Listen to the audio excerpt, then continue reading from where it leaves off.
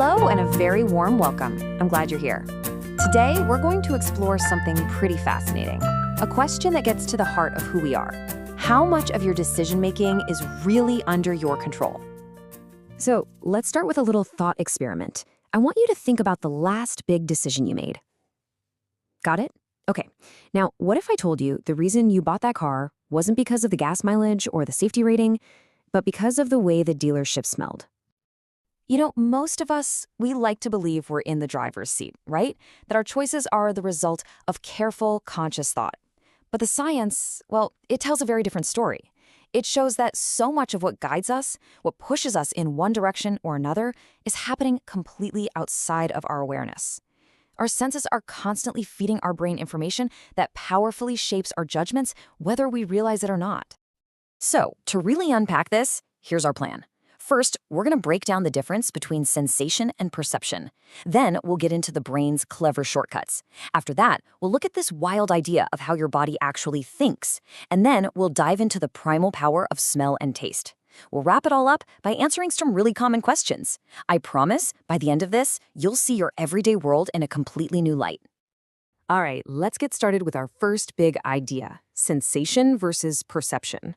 Now, to understand how our senses can secretly influence us, we first have to get really clear on the difference between the raw information coming into our bodies and what our brain decides to do with it. Think about it like this.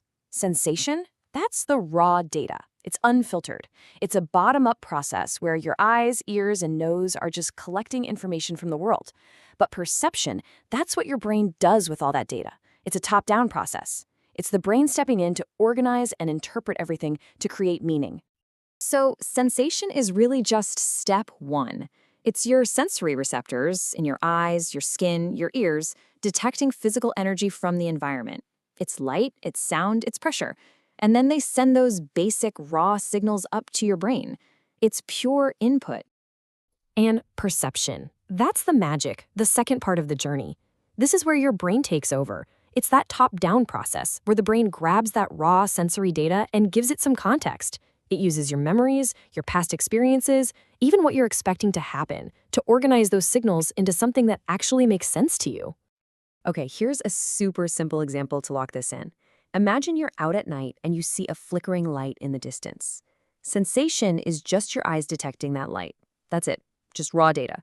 But perception, that's your brain taking that signal, maybe combining it with the smell of smoke in the air or the sound of crackling, and concluding, aha, that's a campfire. See the difference?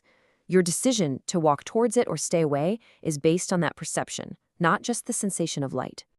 So if our brain is constantly doing all this perceiving, how on earth does it handle the nonstop flood of information coming in every single second?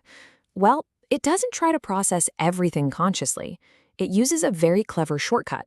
Let's take a look at how it deals with this absolutely overwhelming world of ours. Get a load of this number. Every single second, your senses are taking in something like 11 million bits of information. 11 million. But here's the kicker. Your conscious mind can only really process about 40. Just 40 of those 11 million. I mean, that is an incredible difference, right? It means the vast, vast majority of all this sensory processing has to happen automatically, way below the surface of our conscious awareness. And the brain's solution to this massive information overload is something we all know. We call it intuition. Your intuition is that effortless, immediate, automatic feeling or thought you get.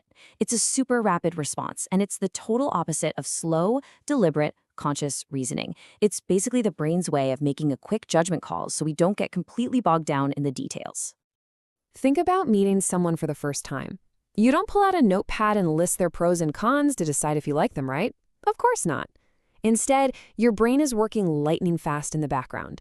It's processing all these little sensory cues, the way they smile, their tone of voice, their body language, and it forms an immediate intuitive feeling. That gut feeling you get, that sense of trust or maybe distrust, that's your brain's shortcut in action.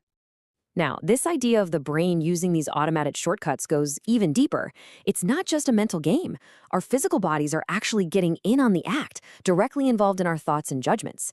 And this brings us to a really fascinating field called embodied cognition, or put simply, how your body thinks. I know it might sound a little strange at first, but just think about this question for a second.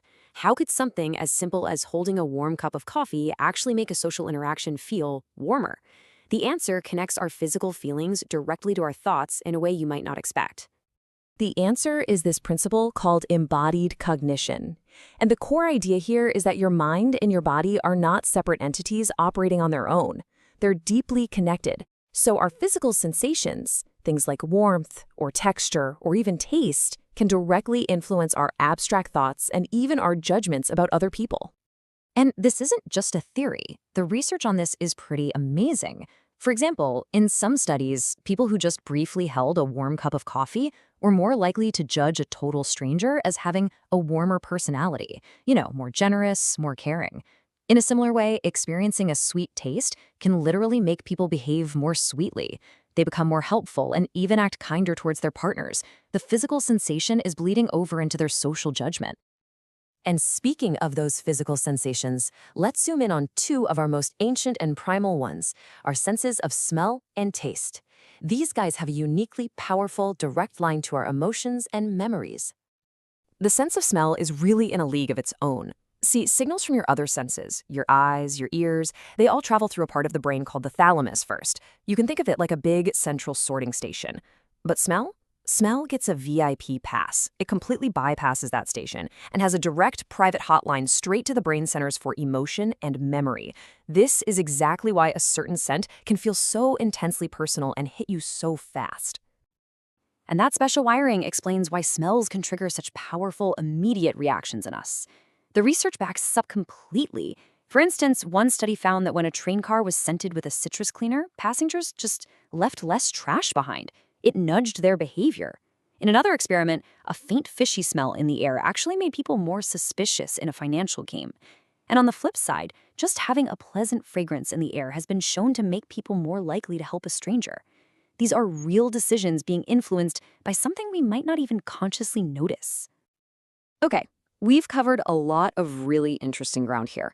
So before we wrap up, let's tackle a few common questions that usually come up. This should help put all of these ideas into a clear perspective. So here's a big one, a really practical question.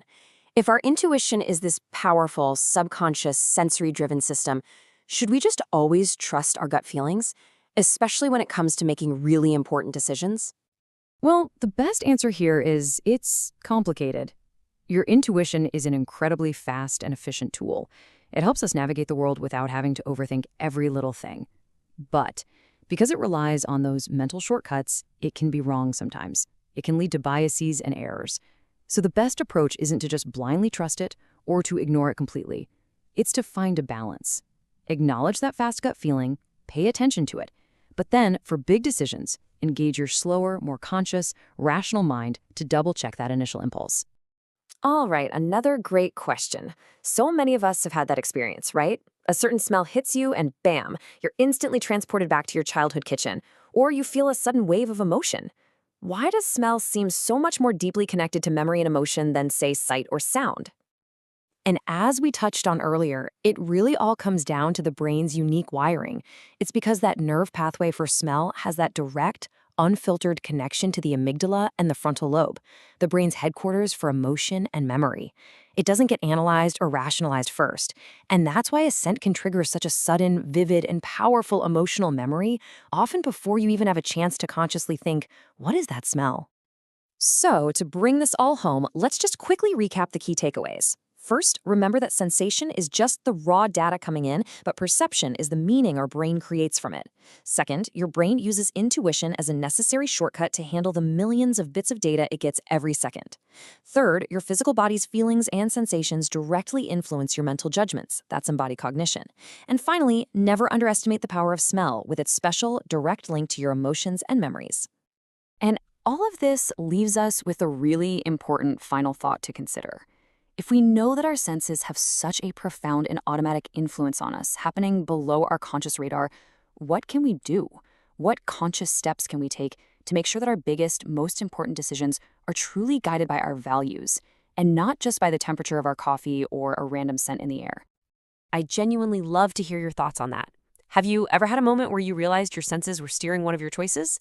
Please share your experience down in the comments. And if you found this exploration interesting and helpful, a like would be wonderful, and be sure to subscribe for more content just like this. Thank you so much for your time and for watching today.